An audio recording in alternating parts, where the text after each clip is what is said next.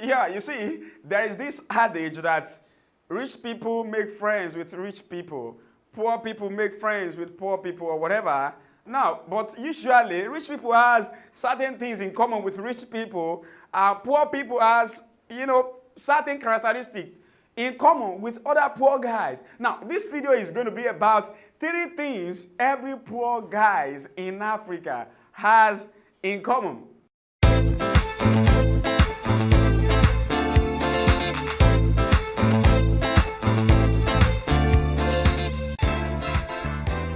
You are welcome back. I'm Steve Courage. I started this channel because I wish to awake the spirits inside Africans. Now, I have discovered over the years, because I've met with a lot of people, being a public figure, I have spoken with a lot of people on phone, and I discovered there are 3 things every poor guy in Africa has in common. You'll be surprised by those 3 things.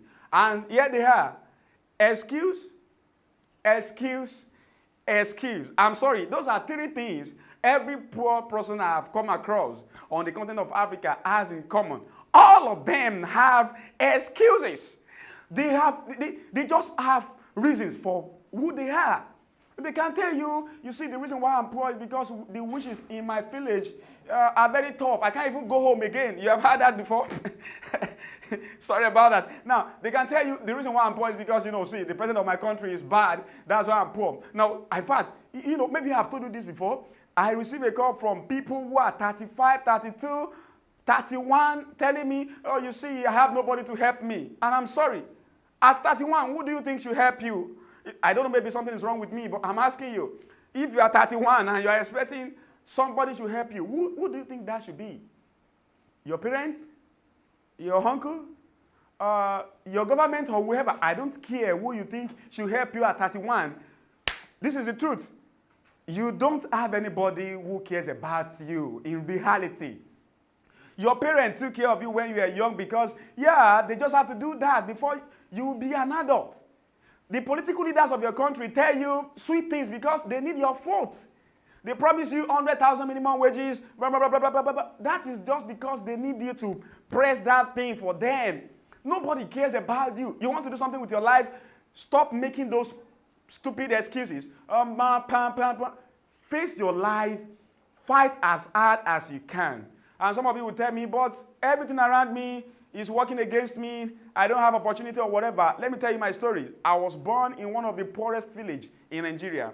It is called Oyeadio. Maybe you want to confirm that. Oyeadio in Osun State. Not just that, I was born with a terrible sickness.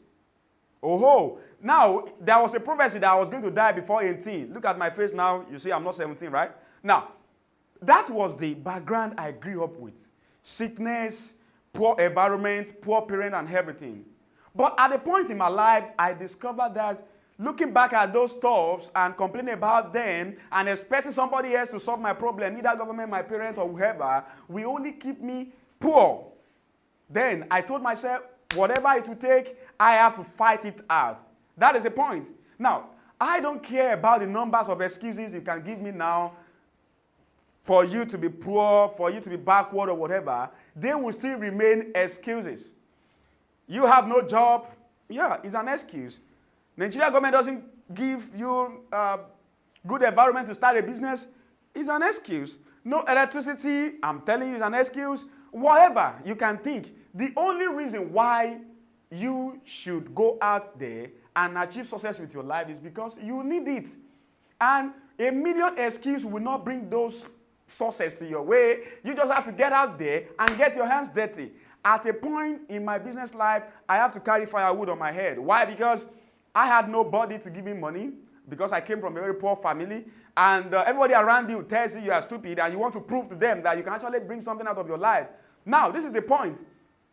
Excuse, excuse, excuse are 3 reasons why Africans remain poor. What is the way out? Please go get a digger. Dig somewhere behind you in your house and bury those excuses. Hence, from today, tell yourself, it doesn't matter what anybody around me does. It doesn't matter what the government does. It doesn't matter what your parents do or don't do. Imagine somebody telling me the reason why I'm poor is because my parents couldn't send me to school. And he was speaking English. His parents didn't send him to school. He was speaking English, which means he probably have learned something on his own, but he couldn't go on to get education. He believed because he didn't have BSc or HND or whatever, he's backward in life. I don't have any of those silly certificates. Now, it's all about your mind. Stop making excuses. Go out there and get your hands dirty. No matter what it takes, get your hands dirty and get something done with your life. Thank you so much for being part of this video. I'm Steve Okoreji. I started this channel because I want to challenge you for greatness. I want to use my experience to help your journey. Now, if that looks like what you would like to be part of, there are 3 things you should do. First, make sure you subscribe.